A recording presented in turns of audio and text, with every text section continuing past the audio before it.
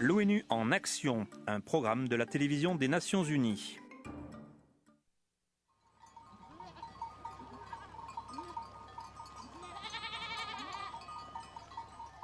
Une recherche est menée dans un coin désolé de la Jordanie pour trouver les preuves d'une explosion d'un test nucléaire fictif.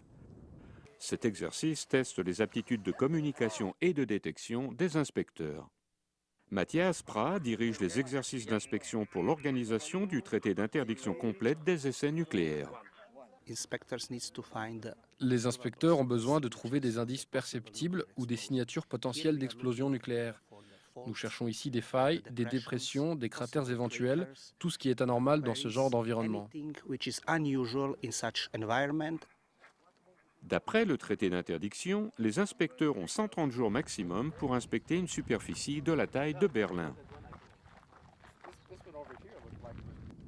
Mais ceci ne peut être fait que lorsque le traité est appliqué, et cet exercice les prépare pour ce jour en peaufinant les aptitudes et les techniques d'observation des inspecteurs. L'expertise de l'équipe dépend de la formation de ses membres qui sont originaires de 20 pays.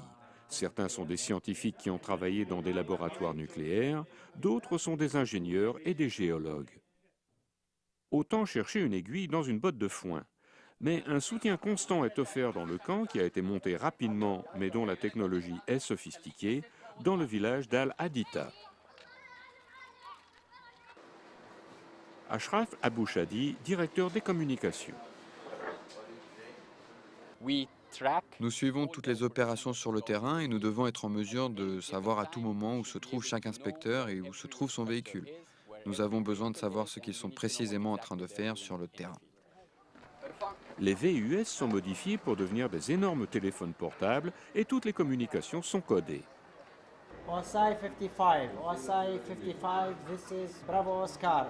C'est le 4e jour de cette simulation et l'équipe examine la zone d'inspection qui s'étend de la mer Morte à la ville de Karak.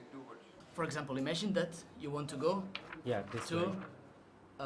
the epicenter, Yeah. right? Imagine that in order to Des go- données nouvelles venues de Vienne aident à mieux localiser l'explosion suspecte et des photos aériennes montrent des effondrements que les inspecteurs veulent vérifier. Les effondrements sont un phénomène auquel on peut s'attendre à la suite d'un essai nucléaire. Nous en avons trouvé un nouveau juste derrière nous. Cet exercice d'entraînement cherche à développer les aptitudes et à améliorer les techniques.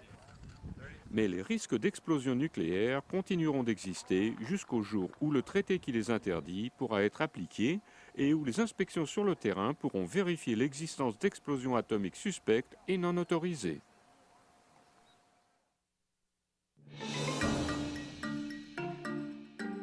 Ce reportage a été préparé par Kirsty Gregory Shenson pour les Nations Unies.